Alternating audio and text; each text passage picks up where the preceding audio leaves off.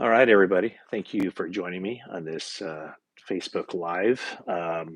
So today is Thursday. This is the day that the 49ers had their first real practice getting ready for that game on Monday night, the season opener, Week 1 against the Jets. And so the practice week really starts now, and the 49ers will have their guys out there, the full squad with Brandon Ayuk and Trent Williams and Christian McCaffrey and all those guys now available to practice and start the game plan situation, start the game planning to face the Jets. And so when as we flip from kind of the chaos of the off season and training camp to where we are now, this is a very intriguing Week 1 matchup.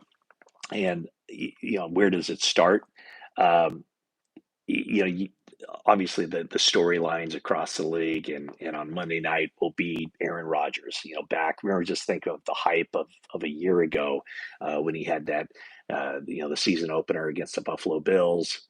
And that lasted 4 plays. Leonard Floyd gets in, gets the sack.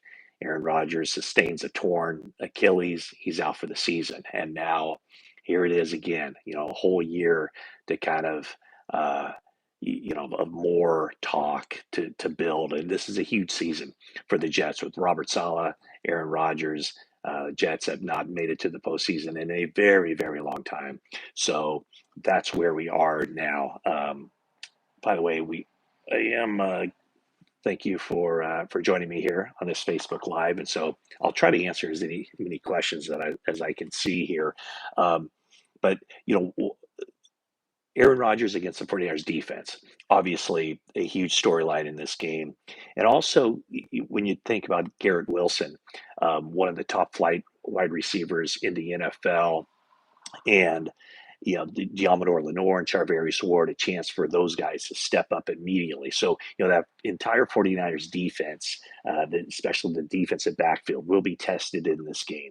Lenore, Charvarius Ward, the safeties, Jair Brown, George Odom. At least I would assume that George Odom will be in the starting lineup over Talanoa Hufanga, who just returned to practice. And so the 49ers defense, when you think about it, this game with Aaron Rodgers, Garrett Wilson, Brees Hall. So there's a lot of these guys will be tested individually. Um, and I'll try to just pick off these questions as I see them. I don't expect Garendo to play Monday night. 49ers are pretty well set, I think, unless he can contribute on special teams right away. We'll see where that goes. Um, and so with Brees Hall, you're talking about a guy, 1,000-yard rusher, 600-yard receiver, huge game right off the bat for Fred Warner, but also the 49ers run defense. And so we'll get an idea of where the run defense is with Malik Collins being kind of the key addition to that team as far as being able to stop the run on the interior, but also, we talked about Leonard Floyd coming from the outside. If you flip it to the other side, this is also intriguing. The Jets have a really good defense, and they have one of the top corners in the league, Sauce Gardner, and he's a guy that the Jets anticipate having shadowed the number one receiver more often this year than they have in the past.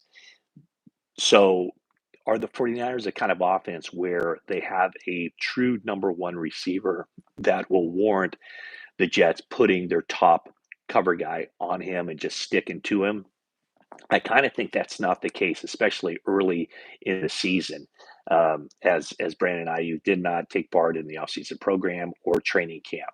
So I think it's going to be, my guess would be the Sauce Gardner will line up on one side, and whichever receiver comes to his side, that's who he's going to cover. And looking at the Jets defense, it also kind of strikes me, you see who the other cornerback is. And if the 49ers have made, every team obviously is not perfect when it comes to personnel decisions, but probably the easiest personnel decision to second guess, one of them anyway, is the decision in 2020 to waive injured DJ Reed. Really good player. He was getting ready to start his third NFL season with the 49ers, and he had a pec injury from lifting weights in the offseason. 49ers decided to waive him because they felt like they couldn't just keep a roster spot open until December. That's when they expected him. Well, the Seattle Seahawks pounced on him and signed him, claimed him off waivers, and he ended up that year starting 8 games for the Seahawks and appeared in 10 games. Well, he's turned into a really good player, and he's on the second year of a 3-year, $33 million contract now with the Jets. Now, it's also worth and fair noting that the 49ers appear to be just fine at the cornerback position, and that happened so long ago. With the 49ers still have been able to retain DJ Reed on that kind of contract. They ended up obviously signing Charvarius Ward to a 3-year, $40 million contract a couple of years ago. Ward in the final year of his contract, Yamador Lenore in the final year of his contract. So those are two guys that the 49ers are expecting big things from this season, and it all has to start Monday night against Aaron Rodgers and the Jets. Okay, I'm going to now look at some of the questions and answer some of the things you have. I know there was a question about Talanoa Hufanga, and I don't know uh, where that's going to um, fall today. Maybe we'll have a better indication, but my thought would be that it's probably going to be Jair Brown and George Odom at lighting up at the safety positions in this game on Monday night. And I would think that maybe they'll just kind of work in Hufanga a little bit more slowly. Um, Fish and Chips agrees with me about the DJ Reed decision. Update on Ricky P. Ricky Pearsall is doing fine. Saw him at the facility on Tuesday.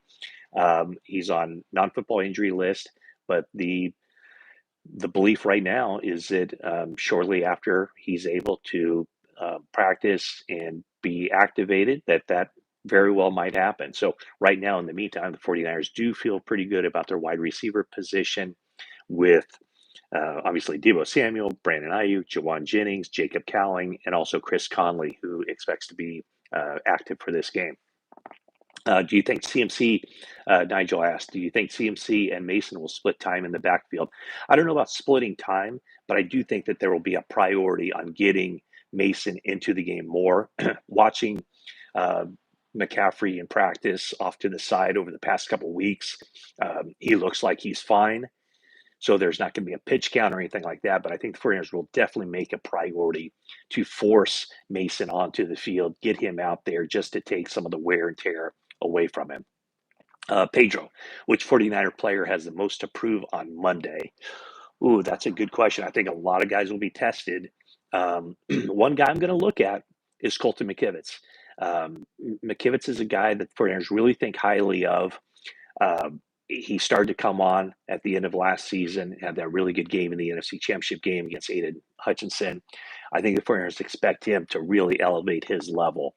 And on the other side, of course, there's Trent Williams going up against, the 49ers defense, offensive tackles will be going up against a couple of first-round draft picks that the Jets have out there. 2022 first-round draft pick Jermaine Johnson, 2023 first-round draft pick Will McDonald. So I know a lot of focus is going to be on Trent Williams, but watch and see how Colton McKivitz does in this game. Let's see here. Can the 49ers defense stop the run? I think they'll be better stopping the run because of Malik Collins. He is a load in the middle.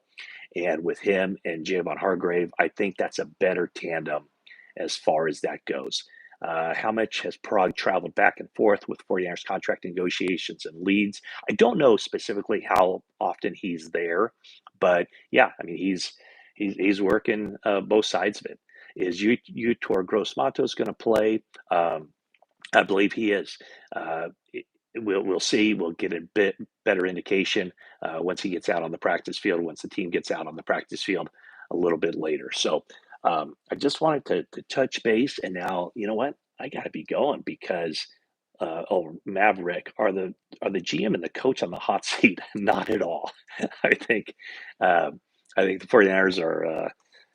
I think if you look objectively around the league, um, and you and I think anybody who has followed the sport lists the top GMs in the league, top coaches in the league. I'd say John Lynch and Kyle Shanahan are, I don't know what the number would be, top five, types, top six coaches and general managers in the NFL. So no, they are certainly not on the hot seat. Okay, that is it for me. I am going to get out of here if I can figure out exactly how to get out of here. Oh, there we go. I'll just hit this. And thanks for joining this what is it, YouTube Live. And please subscribe to my channel if you haven't already. Share, tell a friend, and all that. And we'll try to build this community. So thanks again.